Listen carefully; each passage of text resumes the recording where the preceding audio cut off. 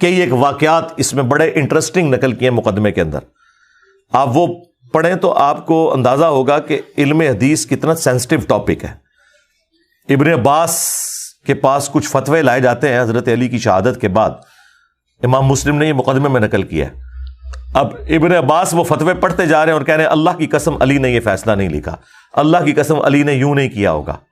اور اینڈ پہ انہوں نے بولا اللہ کی قسم اگر علی نے یہ کیا ہوتا تو علی بھی گمراہ ہو جاتا, یہ تو قرآن و سنت کے خلاف فیصلے ہیں. اور پھر جملہ بولا کہ ان ظالموں نے اتنے قیمتی علم کو ضائع کر دیا.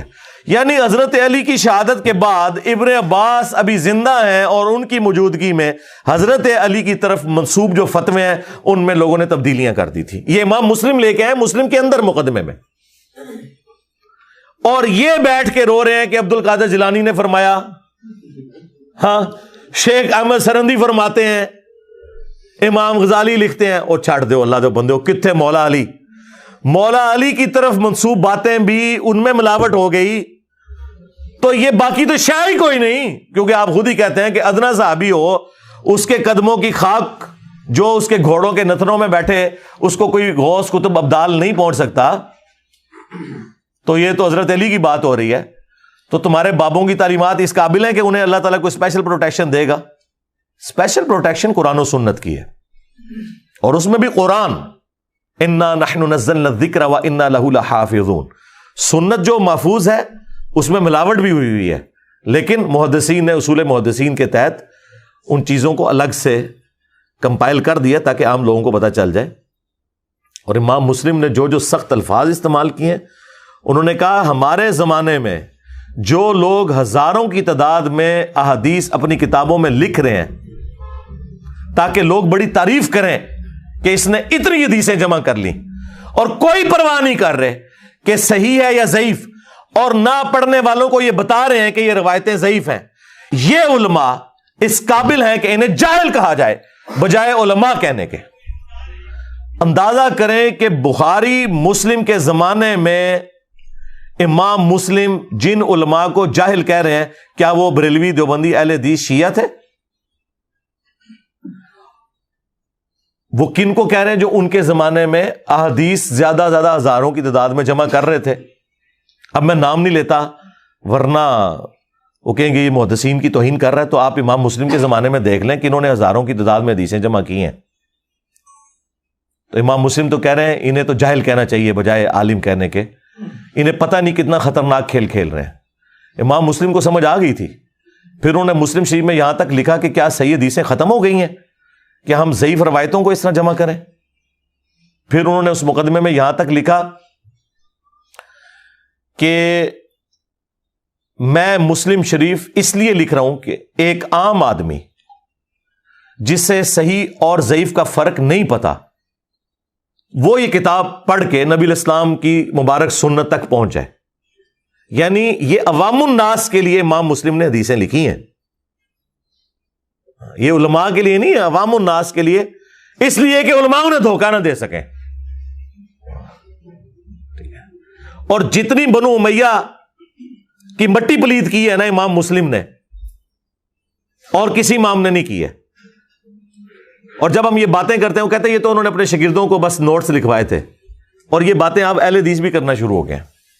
تو میں انہیں کہتا ہوں کہ یہ تو امام مسلم سے ہم پوچھیں گے نا کہ حدیثیں عام لوگوں کے لیے لکھی ہیں یا, لہٰذا وہ ان کا مقدمہ دھڑام سے نیچے گر گیا جو یہ کہتے ہیں کہ کچھ حدیثیں خاص لوگوں کے سامنے بیان کرنی چاہیے, کچھ پبلک میں عام نہیں کرنی چاہیے. امام مسلم نے تو پوری مسلم شریف بھی پبلک واسطے لکھی ہے.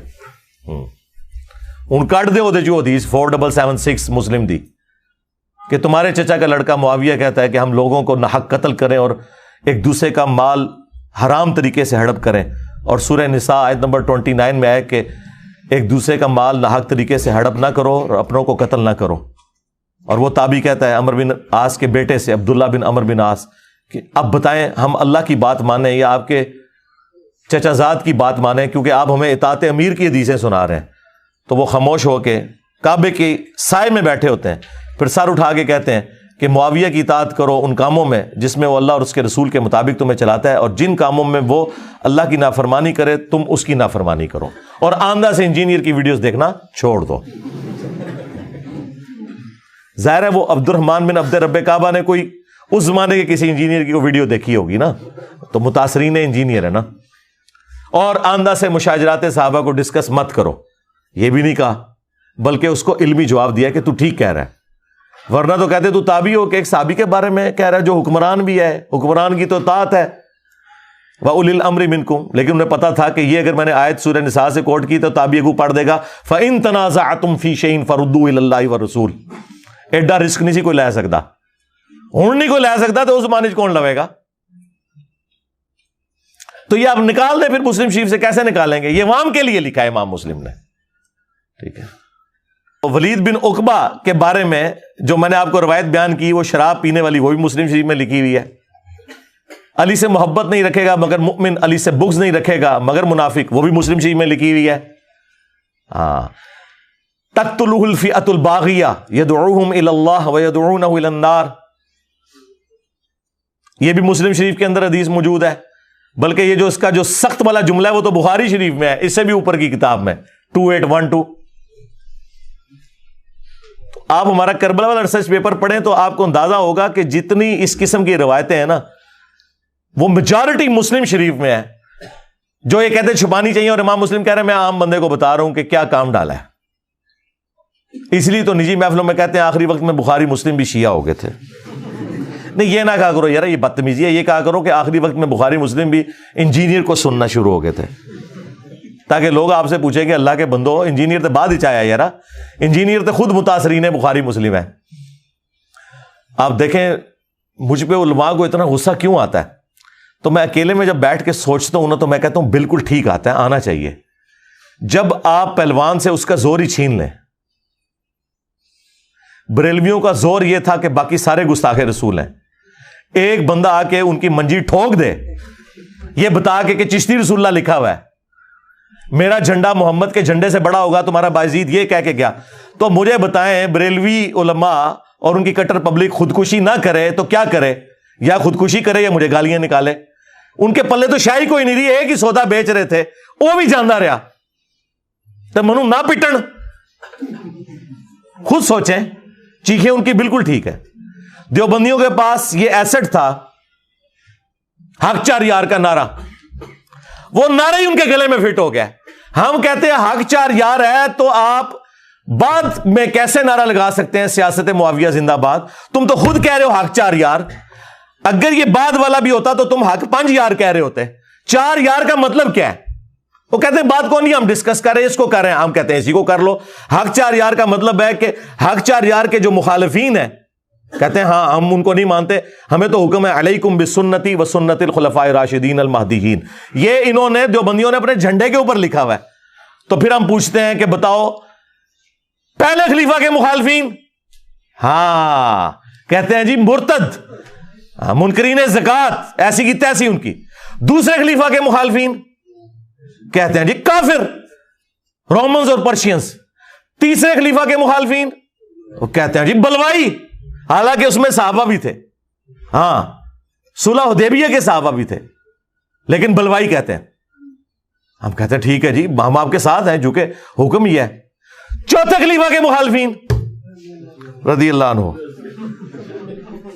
ہیں, یہ حدیث یہاں پہ آ کے رک کیسے گئی؟ آپ کی گاڑی پنکچر کیوں ہو گئی؟ کھوتی کیوں مر گئی تھوڑی؟